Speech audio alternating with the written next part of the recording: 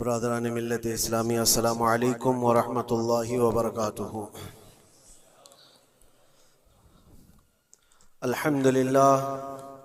अल्हम्दुलिल्लाहिल हन्नानिल mannan अल्लज़ी खलक़ल इंसान व अल्लमहुल बयान वस्सलातु वस्सलामु अला रसूलिही सय्यिदिल इंसी वल जान व अला आलिही व अस्हाबिही ज़विल खैरि वल इहसान, अम्मा बअद।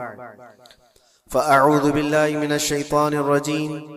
बिस्मिल्लाहिर रहमानिर रहीम।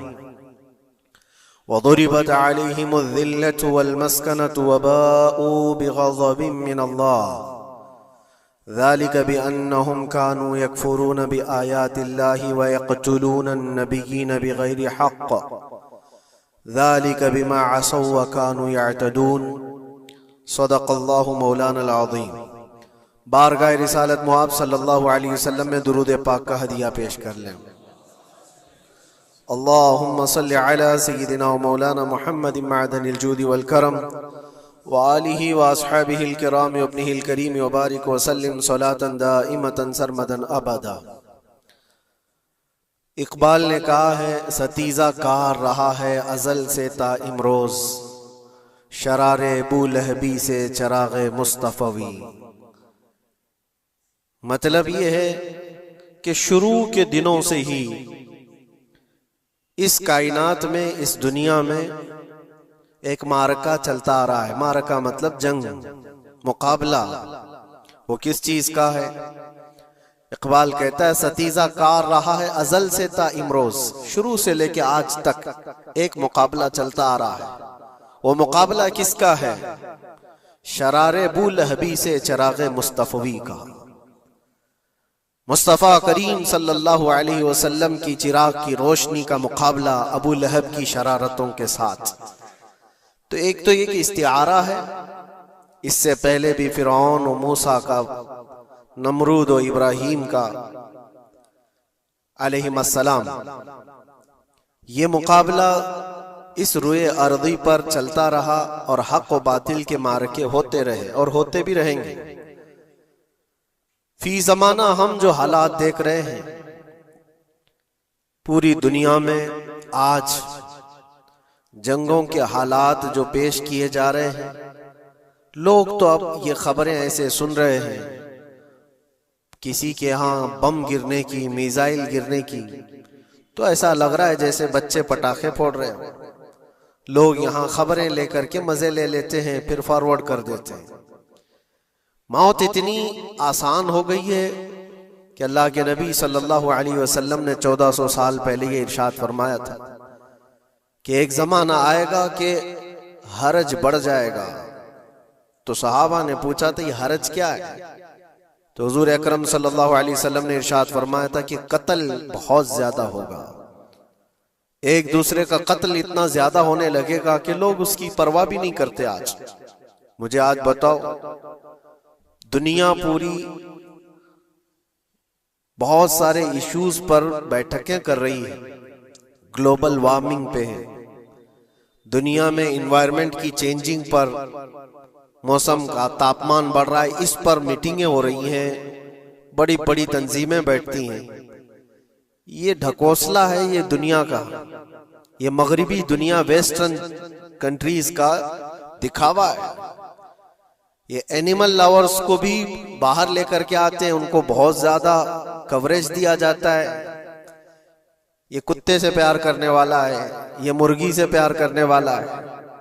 जालिमों, 40,000 नहीं 50,000 लोगों को फिलिस्तीन में तुमने ना हक मार दिया, उस पर कोई बैठक नहीं करते। मौत इतनी आसान है इंसानों की। जंग जिससे है, मुकाबला जिससे है, तुम्हारा आपस में बराबर की ताकत का मुकाबला हो तो समझ में आए कि एक दूसरे की फौजों से मुकाबला है। इधर की फौज भी मर रही, उधर की फौज भी मर रही है, लेकिन निहत्ते बच्चों का क्या कसूर? बल्कि वो गोद में आए हुए अभी जिन्होंने शऊर की आंखें भी नहीं खोली, दूध पीते बच्चों के जो कत्ल हुए हैं। तारीख में आपने पढ़ा होगा, फिरौन ने 12,000 बच्चों का कत्ल किया था, सिर्फ इस गुमान से कि उसने ख्वाब देखा था बनी इसराइल में एक बच्चा पैदा होगा जो उसकी सल्तनत को हिलाक कर देगा। ख्वाब की वजह से काहिनों ने उसको बताया था, उसने ख्वाब ये देखा था कि आसमान से एक तारा टूटकर उसकी गोद में गिरा और आग लग गई। तो नुजुमियों ने उसकी ताबीर ये बताई थी कि बनी इसराइल में एक बच्चा पैदा होगा जो तेरी सल्तनत को हिलाक कर देगा। उस डर से बनी इसराइल में जो भी बच्चा पैदा होता उसको कत्ल करता था। उसने तकरीबन 12,000 बच्चों को कत्ल कर दिया था, इस डर से कि वो बच्चा तो ना पैदा हो जाए जो मेरी सल्तनत को हिलाक करने वाला है। और वो मूसा अलैहिस्सलाम थे, पैदा भी हुए और फिरौन के घर में ही पले। अल्लाह का निजाम है। लेकिन मैं यहां इसलिए बता रहा हूं, फिरौन जुल्म में पूरी दुनिया में मशहूर है। वो औरतों को भी जालिम इस तरह से मारा है कि जिसकी तारीख में मिसाल नहीं मिलती। लेकिन मैंने अपनी जिंदगी में देखा, आज के जमाने में इजराइल नाम से एक नाजायज हुकूमत पर काबिज शख्स ने 12,000 नहीं 50,000 लोगों को साल भर में कत्ल कर दिया। ये तारीख का भयानक चेहरा है। आज लोग इसको हल्के में ले रहे होंगे, न्यूज वाले एक तरफा रिपोर्ट करते हैं क्योंकि इनको इनके बाप दादाओं से डर है, जहां की खाते हैं वहां की गाते हैं। लेकिन बाद को ये सच्चाइयां जनरेशन में मुंतकिल होती रहेंगी। कभी तो आएगा कोई इंसाफ की नजर रखने वाला। और इंसानियत का कत्ल कितना बड़ा कत्ल है। एक शहर के 50,000 लोगों को कत्ल कर देना, और ऐसे कि वहां की इमारतें पूरे राख के मलबे में चली गई। सदियां लग जाती एक शहर को बसने में, एक घर को बनाने में आदमी की अपनी जिंदगी गुजर जाती है। क्या क्या अरमानों से घर बनाते हैं, लेकिन एक पल में किसी का घर उजाड़ दिया, उसके सामने तड़पते हुए उसके बाप की लाश हो, मां की लाश हो।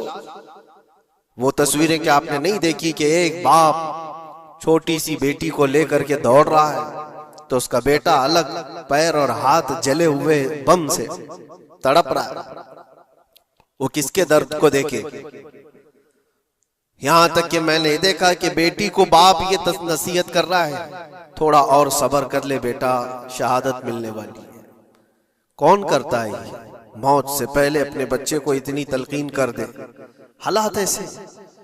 दूसरे एक कि वहां पर खाने पीने की ऐड कोई जा नहीं सकती, उस पर पाबंदी। दवाइयां ना जाए, उस पर पाबंदी। दुनिया का कोई कानून इस चीज को जायज ठहराता है? मुझे बताओ, आतंकवाद का राग अलापने वाले इन बातों को क्या कहेंगे? इंसानियत अगर कहीं है तो उसका तस्वुर तो करो। किसी के फंडामेंटल राइट्स होते हैं, बेसिक राइट्स होते हैं, खाना पीना ये उसका इंसानी हक है। दुश्मनी तुमसे जिनकी है उनके साथ मुकाबला करो, आम शहरियों के साथ नहीं। मुखबिर सादिक रसूल अकरम सल्लल्लाहु तआला अलैहि वसल्लम की तालीमात देखो। जिहाद को लेकर जो प्रोपेगेंडा तुम फैलाते हो और हर चीज को जिहाद का लफ्ज दे करके एक ऐसा नैरेटिव क्रिएट करते हो कि लोगों के दिमाग में एक प्रोपेगेंडा फैल जाए। आओ मैं तुम्हें सुनाता हूँ, रसूल पाक सल्लल्लाहु तआला अलैहि वसल्लम जब सहाबा जिहाद में जाते तो उनको किन बातों की तलकीन करते थे। सबसे पहले मुजाहिदीन सहाबा से कहते, जिस जगह तुम जा रहे हो मुकाबला तुम्हारा जिनके साथ है उन्हीं से मुकाबला करना। जो तुम्हारे खिलाफ तलवार उठाए उसके खिलाफ तुम तलवार उठाओ। और रास्तों पर बैठे हुए बूढ़ों को हाथ ना लगाना, किसी औरत के साथ छेड़छाड़ ना हो। हामला औरतें अगर कैद में आ जाएं तो उन्हें छोड़ देना। ये हुजूर पाक सल्लल्लाहु अलैहि वसल्लम की तालीमात है।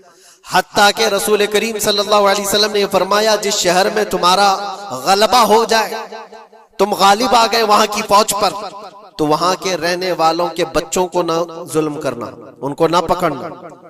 फिर तालीमात में ये है, वो चाहे जिस मजहब के भी लोग हैं उनके माबदों को, उनकी इबादत गाहों को खत्म नहीं करना, उनकी इबादत गाहों को तोड़ फोड़ ना करना जिस शहर में तुम जा रहे हो। यहां तक कि हुजूर अकरम सल्लल्लाहु अलैहि वसल्लम की तालीमात तो देखो, हुजूर ये तक फरमाते थे मुजाहिदीन सहाबा को कि जिस शहर में तुम जा रहे हो वहां के दरख्तों के पत्ते भी ना उखाड़ना, दरख्तों को भी ना नुकसान पहुंचाना। जंगी तालीमात को आज कोई नजर में नहीं रखता है। दुनिया कहती है कि जंग के दौरान भी कुछ उसूल होते हैं, लेकिन कोई उसूल नहीं। हमने देखा है जिसकी ताकत है उसका बोलबाला है। ये दुनिया उनके खिलाफ कभी कोई बात नहीं करती। आज से तकरीबन 20 साल पहले भी इराक की क्या हालत थी आपने देखा होगा। एक झूठे प्रोपेगेंडे की वजह से पूरे इराक को तबाह किया गया। आज तक वो संभल नहीं पाया। न्यूक्लियर पावर इराक के अंदर मौजूद है, उसके रिएक्टर वहां पर मौजूद है। क्या क्या चीजें उस जमाने में फैलाई गई। सोशल मीडिया तो नहीं था उतना। दुनिया ने ये मान लिया कि हाँ दादा कह रहा है तो होगा, और हमला किया इसी बुनियाद पर। 20 साल हो गए, आज तक इराक में कोई न्यूक्लियर पावर प्लांट नहीं नजर आया, कहीं नहीं। एक झूठे प्रोपेगेंडे की वजह से वहां के कितने लाख लोगों को बेघर होना पड़ा है पता है। कुछ जगह ऐसी हैं जहां बम बरसाए गए, आज तक वहां कोई सब्जा नहीं उगता, कोई वहां पर फसल नहीं होती। मैंने खुद अपनी आंखों से देखा एक नया मैदान जिसपे लोग फुटबॉल खेलते थे, चंद सालों के बाद देखो तो पूरा मैदान कब्रों से भरा हुआ है। कब्रें हैं वहां पर, पूरी कब्रें हैं। लोगों को जनाजा उठाने के लिए लोग नहीं मिलते हैं। मौत इतनी आम कर दी गई थी। इन बातों को कोई कहता है? आपने सुना कभी अबू गुरैब जेल के मुतालिक? कैदियों के साथ जो वहशियाना सलूक किया इन गोरों ने, अल्लाह की पनाह, बहुत सख्त किस्म के, दुनिया में बदनामे जमाना जेल उसको कहा जाता है। हर तरह की वहां पर कैदियों के साथ आजमाइशें हुई, हर तरह की। उन पर कुत्ते छोड़ देना, उनकी शर्मगाहें काटना, उन पर पेशाब करना, हर चीज जो इंसानियत सोज है, इंसानियत को जला देने वाली, ये सारी हरकतें की गई। दुनिया खामोश है उस सिलसिले में। क्यों? सुपर पावर के 1000 गुना भी हजम कर लिए जाते हैं। छोटा मुल्क या गरीब आदमी कोई बात करे तो सारे उस पर टूट पड़ते हैं। आज मैं एक चीज आपको बताना चाह रहा हूं कि ये कोई नई चीज नहीं है जो हो रही है आज दुनिया में। ये फैलने वाली है और कयामत के करीब हम आ चुके हैं। हो सकता है दुनिया पूरी जंगों के लपेट में हो, जो रसूल पाक सल्लल्लाहु अलैहि वसल्लम ने इरशाद फरमाया, कत्ल इतना बढ़ जाएगा कि 100 लोग हों तो 99 मर जाएंगे, एक बच जाएगा। कत्ल इतना बढ़ जाएगा, ये जंग की आग हो सकता है आसपास सब फैल जाए, जिसकी वजह से इस वबा में, इस बला में सब मुलविस होने लग जाएंगे। और एक बात ये भी याद रखो, चाहे जैसी भी हुकूमत हो, तारीख पूरी उठा करके देखना, जुल्म के बाद जो गुरूर और तकब्बुर में आकर फिरौन बनने की कोशिश करता है, उसका अंजाम अल्लाह ताला बहुत भयानक फरमाता है, बहुत भयानक अंजाम होता है। अब के जालिम भी अपने अंजाम के बहुत करीब आ चुके। इन्होंने जुल्म इतना किया है, वो बच्चों की आहें, वो औरतों की चीखें क्या बारगाह रब्बुल इज्जत में ना पहुंची होंगी? रब तबारक व तआला खुद फरमाता है, सयअलमुल लदीन ज़लमू अय्य मुनक़लबिन यनक़लिबून, अनक़रीब जालिम ये देख लेंगे कि किस पलटी में अल्लाह ताला उन्हें गिराने वाला है। जो जाल वो अपने दुश्मनों के लिए बुनते हैं, अल्लाह ताला उसी जाल में उनको फंसाता है। आज देखना आप, तारीख की सच्चाइयां आपको इस बात का जवाब देंगी। जालिम ये समझता है कि मैं खुदा के बराबर हो चुका, मुझे कोई भी हिलाक नहीं कर सकता। अल्लाह ताला फरमाता है, इन्नमा तकूनु युद्रिकुमुल मौत वलौ कुंतुम फी बुरूजिम मुशय्यदा, तुम मजबूत किले में क्यों ना बैठे हो, मौत तुम्हारे पास आकर पकड़ लेगी। और रब तबारक व तआला के लिए कोई चीज नामुमकिन है। लोग आज हवा बनाते हैं कि एयर डिफेंस सिस्टम इतना बड़ा है, कोई कुछ नहीं कर सकता। एक छोटे से पिद्दे से एक नाजायज कंट्री को महफूज दिखाने के लिए दुनिया पता नहीं क्या क्या बातें वायरल करती है। इजराइल के पास आयरन डोम है, एयर डिफेंस सिस्टम इतने बड़े हैं, कोई नहीं आ सकता। वो खुदा है? कोई खुदा है? लेकिन दुनिया आज देख रही है, बहुत सारी चीजों को देख रही है। मुझे यहां पर किसी के सिलसिले में नहीं कहना, लेकिन एक बात कहना है कि नशा में चूर, घमंड में चूर जो बंदा होता है, अल्लाह ताला कभी उसको मच्छर से भी हिलाक करता है। बहुत बड़ी ताकत का इससे मुकाबला होना जरूरी नहीं। तुम्हारे पास होगा बहुत बड़ा सिस्टम, लेकिन रब तबारक व तआला जब इंतकाम ले ले तो फिर तुम्हारे लिए बहुत बड़ी ताकतों की जरूरत नहीं। आप हमें तारीख बताओ, इराक में नमरूद एक जमाने में इस तरह की हरकत किया था कि उसने बहुत बड़ी इमारत बनाई थी, और उसके मुताबिक बात ये थी कि वो 1000 लोगों से तन्हा लड़ सकता था, इतनी उसकी ताकत थी। शेर से खुद मुकाबला करता था, कभी डरता नहीं था। नमरूद की ताकत मशहूर थी उस जमाने में, और सारे लोग उसकी ताकत का लोहा मानते थे, हत्ता कि वो कभी अपनी जिंदगी में बीमार नहीं हुआ था। आदमी जब बीमार नहीं होता तो उसका गुरूर बढ़ जाता है, सोचता है मुझे कुछ हो नहीं सकता। नमरूद ने उसके बाद ये देखा सारी दुनिया मेरे कब्जे में है, ताकत और दौलत के जखीरे सब उसके पास से, लेकिन एक चीज नहीं थी, मौत। मौत पर कंट्रोल। इसको कैसे किया जाए कंट्रोल? यानी मरने से बच तो नहीं पाएगा, ये कंट्रोलिंग पावर भी हमारे पास होना चाहिए। उसने एक बहुत बड़ी इमारत बनाई, कहा कि खुदा आसमानों में होता है, हम इतनी बड़ी इमारत बनाएंगे कि उन इमारतों पर चढ़कर खुदा को ललकारेंगे, आजा मैं मुकाबला करता हूं, और मुकाबला करके मैं खुदा को गिरा दूंगा किसी भी तरह से। अगर मुझसे ना हो सके तो पूरी फौज को तैयार करूंगा। खुदा से लड़ाई लड़ करके एक बार वो मौत और हयात का पावर अपने हाथ में ले लेंगे, फिर हमको जब तक चाहे जीना है। कहां की खाम ख्याली। लेकिन उसने बनाया, पूरी दुनिया भर से लोगों को जमा किया, सबकी जुबान एक बनाया, सबकी करेंसी एक बनाया, सारी उस पूरी दुनिया के लोग उसकी फौज में। सबको ये बावर कराना शुरू किया कि हमारी लड़ाई है दुनिया से नहीं, हमारी लड़ाई क्रिएटर से, खालिक से। हम उससे पावर छीन लेंगे एक बार, और फिर अपने हाथ में मौत और हयात का कंट्रोल रखेंगे। जिसको जितनी लंबी उम्र चाहिए मैं दूंगा, जिसको जब तक जीना है मैं दूंगा, अजल तक, अजल से लेकर अबद तक। ये सारे ख्यालात उसके थे, और उसने जमा किया, इमारत भी बनाया, फौज भी तैयार किया। क्या रब तबारक व तआला ये नहीं देख रहा था? उसकी तैयारी, उसका जमा करना, उसकी इमारत बनाना, बहुत दिनों तक ये सब काम चलता रहा। रब तबारक व तआला किसी से गाफिल नहीं, दिलों में गुजरने वाले हालात से भी बेखबर नहीं, लेकिन बंदे को रब तबारक व तआला ढील देता है। कुरान में रब ताला फरमाता है, वला यहसबन्नल्लज़ीना कफरू अन्नमा नुमली लहुम खैरुल लिअन्फुसिहिम इन्नमा नुमली लहुम लियज़दादू इस्मा।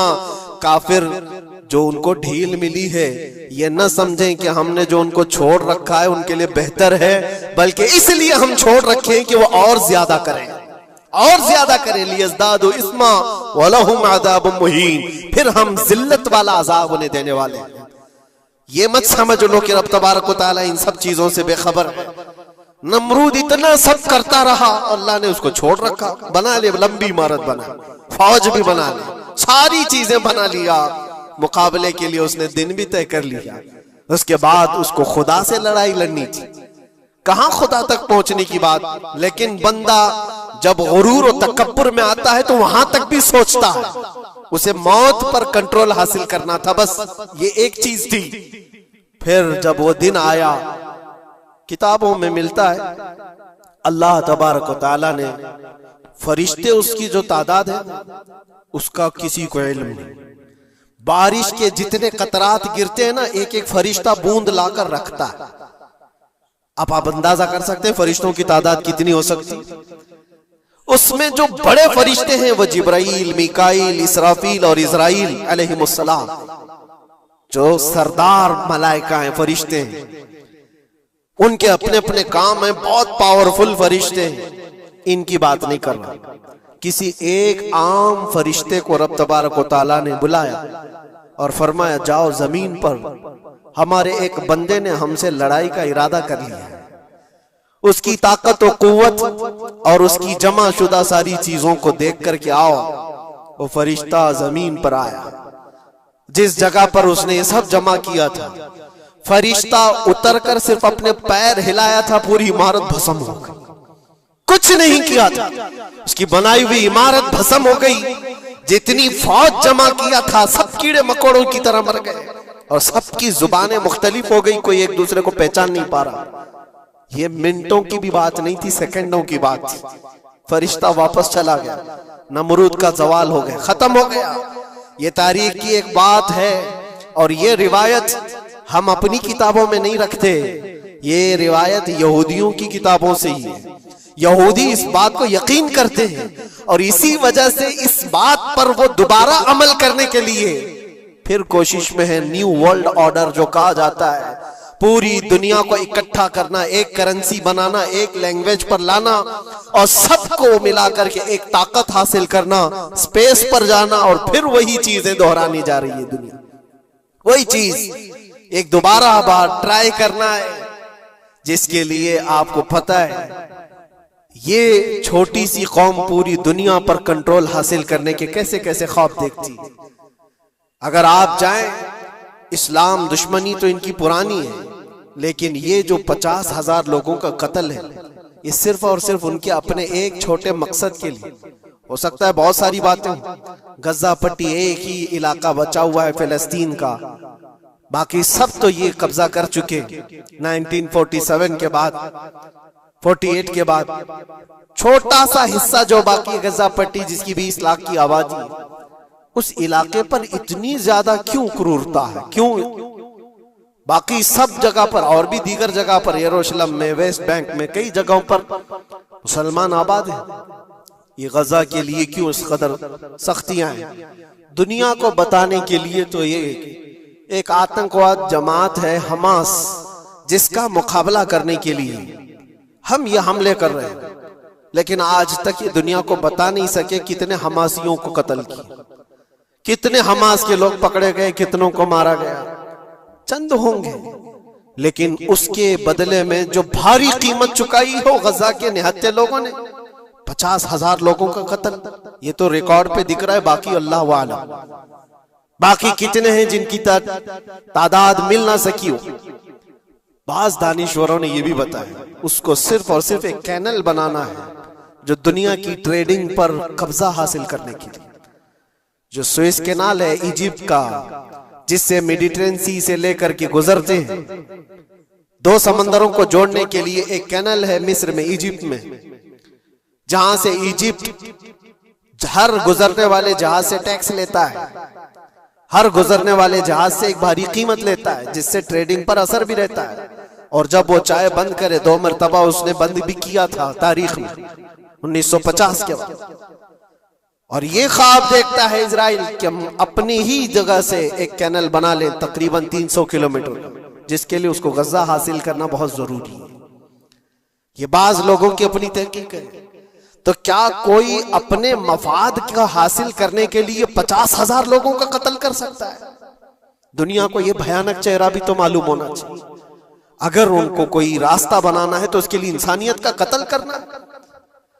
मैं आपको एक बात अर्ज किए देता हूं, कुरान पाक ने जो फरमाया वह हक है, 100% हक है।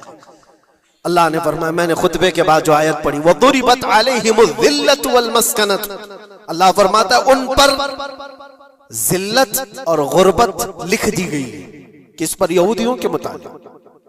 वबाउ बिग़ज़बिन मिन अल्लाह, और अल्लाह के गज़ब में रहेंगे वो हमेशा। आप सूरह फातिहा में पढ़ते हैं ना, गैरिल मग़दूबि अलैहिम वलद्दालिन। मग़दूब का मतलब क्या है? जिन पर अल्लाह का गज़ब हुआ, और वो यहूद कौम है। कुरान पाक की मैं आपको बात बता रहा हूं।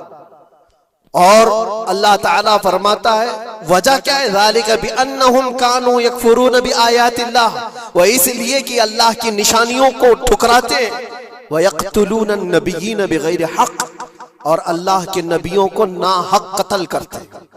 अब दुनिया को यह अफसोस हो रहा होगा, जैसे मैंने अभी बताया 50,000 लोगों का कत्ल वहां कर दिया, ईरान में घुस गया, शाम में घुस गया, लेबनान में घुस गया, हर जगह मार मार मार और लोगों का कत्ल। मेरे अजीजों, ये तो आम लोगों का कत्ल है, और कुरान ये कहता है ये वो कौम है जो अल्लाह के नबियों को कत्ल करती थी।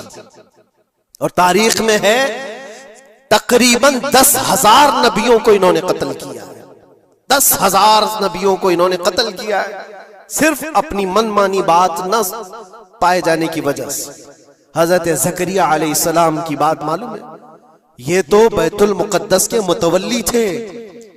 ज़करिया अलैहिस्सलाम बैतुल मुक़द्दस के इमाम थे, जिनका जिक्र है कुरान पाक में। हजरत ज़करिया अलैहिस्सलाम के पीछे यही कौम जो उनकी उम्मत में थी, यहूदियों के लिए भी वो मुक़द्दस नबी थे, लेकिन इन जालिमों ने हजरत ज़करिया अलैहिस्सलाम को दुश्मनी में रख करके ऐसा कत्ल किया था। अल्लाह अकबर।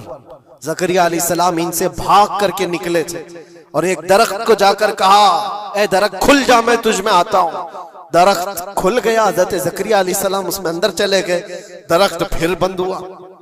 तारीख में मौजूद है, इब्लीस लाइन ने, शैतान मरदूद ने यहूदियों को रास्ता भी बताया और दरख्त भी बताया कि इसके अंदर ज़करिया छुपे हुए, इसके अंदर ज़करिया है।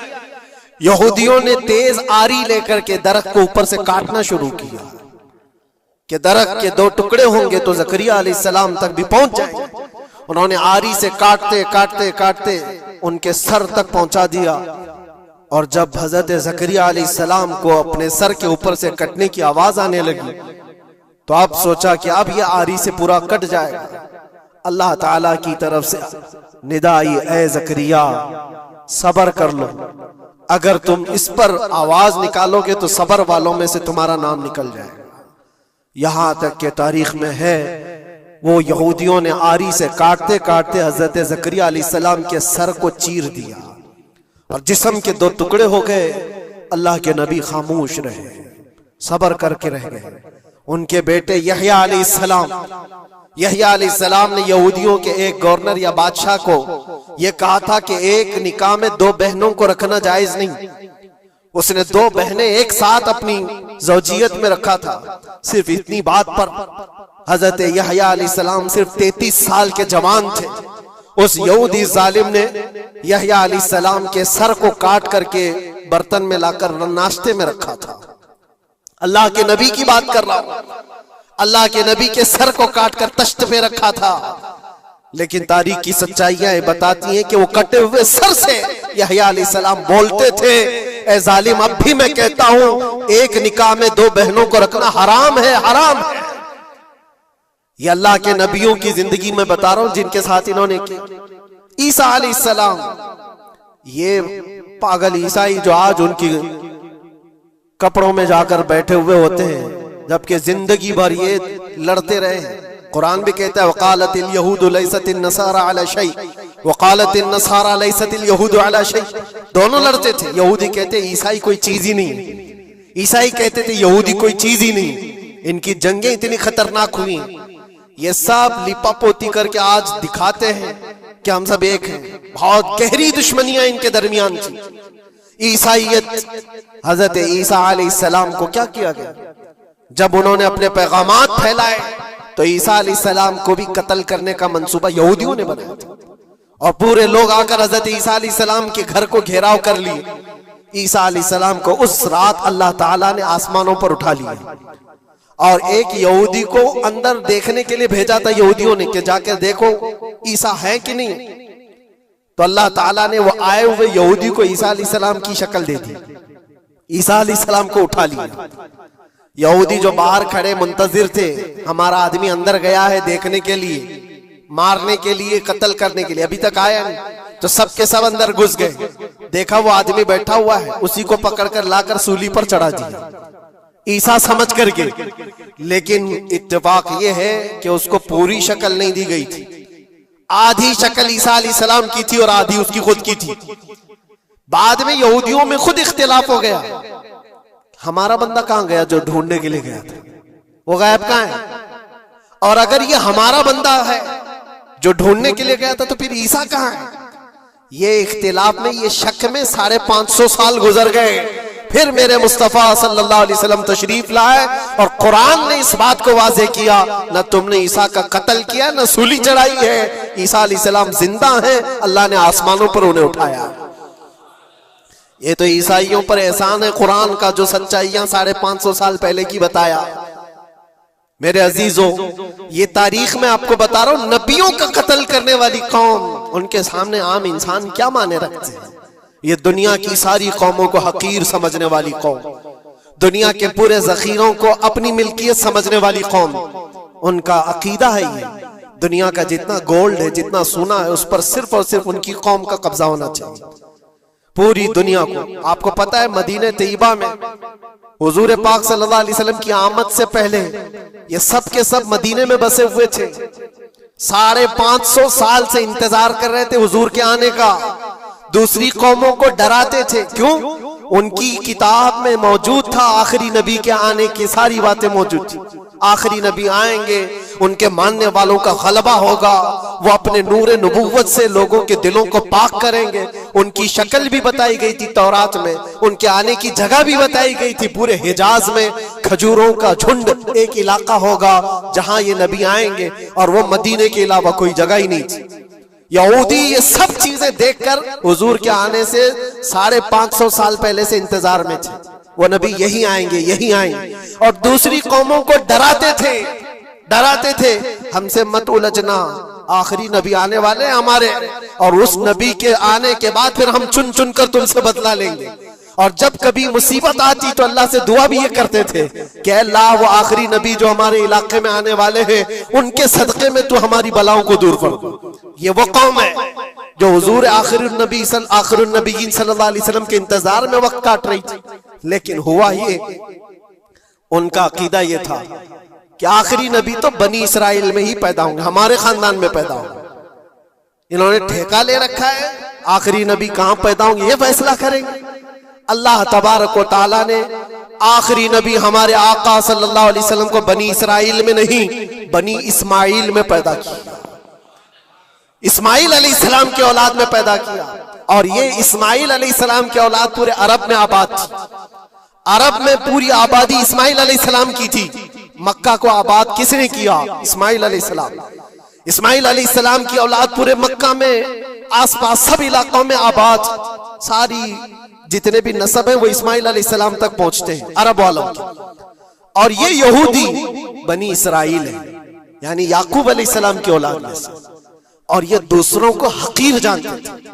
जब तक ये लोग अरब में थे, मदीने में थे, इन्होंने हर एक को हिकारत से देखा। अरबों से इनके ताल्लुकात ऐसे नहीं थे, आम लोगों से कहते हमारे से बात करने के काबिल नहीं है, सबको उम्मी कहते थे, अनपढ़, जाहिल, ऐसे अल्फाज से अरबों को पुकारते थे। अरबों से अगर इनके ताल्लुकात होते भी तो बड़े बड़े टॉप लीडर जो होते हैं अरबों के, बस उनसे ताल्लुकात, आम लोगों को गिनते ही नहीं, कचरा कहते थे। बनी इस्माइल को जब ये कचरा कहते थे, और बनी इस्माइल में जब आखिरी नबी पैदा हो गए तब क्या कहने लगे पता है? कहते नहीं, ये गलत हो गया। आखिरी नबी तो बनी इसराइल में पैदा होने वाले थे, ये जिब्राइल ने शरारत किया और बनी इस्माइल में जाकर के नबूवत दी थी। कुछ तो ये कहने लगे, कुछ तो कहने लगे वो है ही नहीं आखिरी नबी। लेकिन कैसे इनकार करते? कुरान कहता है यारिफूनहु कमा यारिफून अबनाअहुम, उस रसूल को वो ऐसे पहचानते थे कि अपने बेटों को भी नहीं पहचानते। उनके बेटों के सही होने पर भी उनको इतना यकीन नहीं था कि हमारा ही बेटा है या नहीं, लेकिन हुजूर को देख करके ये यकीन था कि आखिरी रसूल ही, आखिरी रसूल होने की सारी निशानियां उन्होंने जो पढ़ी थी वो सब हुजूर के पास मौजूद थी। इसीलिए तो मेरे अजीजों, जो सहाबा यहूदियत से इस्लाम में आए, उन्होंने सब निशानियां देखी। हज़रत सलमान फारसी की बात बता रहा, वो ईसाइयत में थे, सालों उन्होंने ईसाइयत में गुजारे, और उन्होंने भी यही सब बातें सुनी थी। यसरब एक इलाका है हिजाज में, खजूरों के बागात का झुंड है, वहां पर आखिरी नबी वहीं आने वाले। तो ये कहां से आए थे? सलमान फारसी इराक से आए थे, मदीने में आकर गुलाम बन गए, एक खजूरों के बाग में काम करते थे बरसों तक। फिर वो वक्त आ गया जब हुजूर पाक सल्लल्लाहु तआला अलैहि वसल्लम मक्का से हिजरत करके मदीने आए थे। मस्जिद कुबा जहां है वहां 14 दिन तक हुजूर क़याम किए हुए थे। तो वो बागीचे का जो मालिक है, सलमान फारसी का जो मालिक था, उसका भतीजा आकर के खबर देता है, चाचा सुना है कि नहीं खबर? यसरब में एक शख्स आया है मक्का से, हसीन चेहरा है, गुलाबी रंगत है, बोलता है तो लोग सब उसकी तरफ देखते हैं और वो कहता है कि मैं अल्लाह का आखिरी रसूल हूं।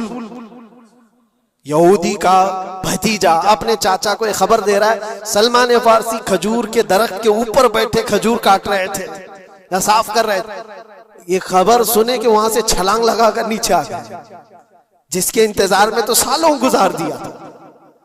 क्या कहा तुमने? मालिक ने एक थप्पड़ रसीद किया और कहा तू गुलाम है, आकाओं की बात में दखल अंदाजी मत कर, जा तू अपना काम कर। लेकिन उनकी बेचैनी थी कि वो अगर आखिरी रसूल आ चुके तो मेरी जिंदगी का तो मकसद यही है। फिर उन्होंने वक्त निकाला दिन का और हुजूर पाक सल्लल्लाहु अलैहि वसल्लम के पास पहुंच गए। जब रसूल करीम सल्लल्लाहु ताला अलैहि वसल्लम सहाबा के साथ मौजूद थे, देखें अलामतें जो इन्होंने पढ़ी थी अपनी किताबों में, वो सब जांचना भी चाहते थे। खजूरें लेकर के गए और कहा या रसूल अल्लाह ये कबूल कीजिए, ये सदका है। हुजूर ने लिया और सबको बांट दिया, उसमें से कुछ भी नहीं खाया, क्योंकि सलमान फारसी ने पढ़ा था कि आखिरी रसूल सदका नहीं खाएंगे। एक निशानी देख ली उन्होंने। दूसरे दिन आए, फिर वो मौका निकाला और खजूरें ली और आए। हुजूर से आकर के कहा कि ये लीजिए, कबूल कीजिए, ये हदिया है। हुजूर ने खुद भी खाया और सबको तकसीम किया। कहा ये किताब में मौजूद है, वो आखिरी रसूल हदिये को इनकार नहीं करेंगे, तहाइफ कबूल करेंगे। दो अलामतें देखी। फिर एक दिन, तीसरा दिन था, रसूल पाक सल्लल्लाहु अलैहि वसल्लम एक जनाजे में थे। तहबंद थी हुजूर के, चादर थी जिस्म के ऊपर। सलमान फारसी एक और निशानी देखने के लिए आए हुए थे जो किताबों में पड़ी थी। कभी हुजूर के दाएं आते, कभी बाएं आते, कभी आगे, कभी पीछे, पूछने की या कुछ बात करने की कोशिश कर रहे थे। हुजूर सल्लल्लाहु अलैहि वसल्लम ने उनको देख लिया और कहा सलमान आ जाओ इधर। इधर बुलाया, अपनी चादर हटाई और कहा ये मोहरे नबूवत देखने के लिए आए थे। जो हुजूर सल्लल्लाहु अलैहि वसल्लम के कंधों के बीच में एक ऐसा सफेद निशान था जिसको मोहरे नबूवत कहा जाता है, वो सूरज से ज्यादा चमकता था दोनों कंधों के बीच में। और हजरत सलमान फारसी वो देखने के लिए आए थे और हुजूर ने उनके पूछने से पहले चादर हटाई और कहा यही देखने आए थे। सलमान फारसी ने कहा मैं तो एक चीज देखने आया था, आपने दो चीज बता दी। क्या चीज? मैं तो मोहरे नबूवत देखने आया था, आपने दिखा भी दिया और मेरे दिल की बात की खबर भी आपने बताई। नबी को इल्म गैब भी होता है। और सलमान फारसी ने कलमा तैयबा पढ़ लिया। उसी सलमान फारसी को आजाद कराने के लिए मेरे आका सल्लल्लाहु अलैहि वसल्लम ने सहाबा के साथ मिलकर के 500 खजूर के दरख्त लगाए थे और एक बागीचा दे करके उस यहूदी से आजाद करवाया था। ये अल्लाह के नबी सल्लल्लाहु अलैहि वसल्लम के पास वो सहाबा जो आए थे यहूदियत से या ईसाइयत से, वो जानते थे हुजूर को, लेकिन ये इतनी खतरनाक कौम है जिनको अल्लाह ताला ने दिलों पर मोहर लगाया। ये यहूदी जो ईमान नहीं लाए और ये क़यामत तक इसी तरह गज़ब में रहने वाले हैं। आज इनका उभार अगर आप देख रहे हो तो शायद तारीख पता नहीं होगी कि कितनी जिल्लत की जिंदगी भी गुजारी, किस तरह भीख मांगे। आज या अपनी तारीख को कहीं पर भी सोशल मीडिया में गर्दिश करते हुए नहीं देख सकते, पाबंदी है पूरी दुनिया में। हिटलर के कत्ले आम के बारे में नहीं बोल सकता कोई, यहूदियों को इतना मारा था उतना मारा था, नहीं, दुनिया में ये बोलने पर पाबंदी है। इनके किसी भी पुरानी तस्वीरें दिखाने पर पाबंदी है। आज खुद अपने मुल्क में होने वाले हमलों की तस्वीर ना दिखाई जाए, इस पर पाबंदी है। ये तो तुम कब तक ऐब छुपाते रहोगे? जहां सड़न होती है बदबू आ ही जाएगी। और अन करीब मेरे अजीजों, कुरान की वो बात याद रखो, अल्लाह ने फरमाया सयअलमुल लज़ीना ज़लमू अय्य मुनक़लबिन यनक़लिबून, अन करीब जालिम ये देख लेगा कि अल्लाह उसको किस खाई में गिराने वाला है। क्या अबरहा बहुत सारे मंसूबे बनाकर काबा ढाने नहीं आया था? अल्लाह ने अबाबील चिड़ियों से उसको हिलाक किया था, फिरौन को पानी से गर्क कर दिया था, नमरूद को मच्छर से हिलाक कर दिया था। बड़े बड़े तूफानी ताकतों के बादशाह दुनिया में आए, लेकिन अल्लाह ने उनको बहुत छोटी ताकतों से हिलाक किया। लोग आज ये मुकाबला कंपैरिजन करते हुए बैठे रहते हैं। एक तरफ ईरान है, एक तरफ गजा है, एक तरफ सुपर पावर हुकूमतें हैं। ये सारे कंपैरिजन दुनिया के हो सकते हैं, लेकिन रब तबारक व तआला की बादशाहत और उसकी सल्तनत जब इंतकाम पर आ जाए तो फिर मेरे अजीजों किसी मुल्क की भी जरूरत नहीं, सिर्फ हवाओं से मौला ताला ताकतों को खत्म फरमा देता। दुनिया में फैले हुए एक कोरोना को तुम काबू में नहीं कर पा रहे थे। एक छोटा सा कीड़ा होगा, एक बैक्टीरिया होगा जिसको कंट्रोल में ना ला सके और करोड़ों मौतें हो गई। कौन था ये? मौतों पर कंट्रोल तुम्हारे पास क्यों नहीं आया? सुपर पावर ताकतें बेबस नहीं थी? 2 साल पहले नहीं देखा आपने? और रब तबारक व तआला जब चाहे तो ये पकड़ जालिमों के साथ फरमाएगा। आज के दौर में दुआएं भी ये करो और अंजाम का इंतजार भी करो। ये तुम्हारा भी इम्तिहान है मेरे अजीजों। जो आग पड़ोस में लगी है उसकी चिंगारियां तुम्हारे घर को भी जला सकती हैं। अपने बुरे आमाल से तौबा करो, अल्लाह के गजब से डरो कि उसकी पकड़ ना आए। अल्लाह तबारक व तआला कहने सुनने से ज्यादा अमल की तौफीक अता फरमाए।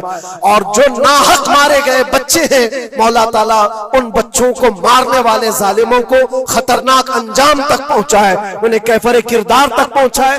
रब ताला उन्हें अज़ाब अलीम में गिरफ्तार फरमाए। व आखिर दावाना अनिल हम्दुलिल्लाहि रब्बिल आलमीन। अस्सलामु अलैकुम।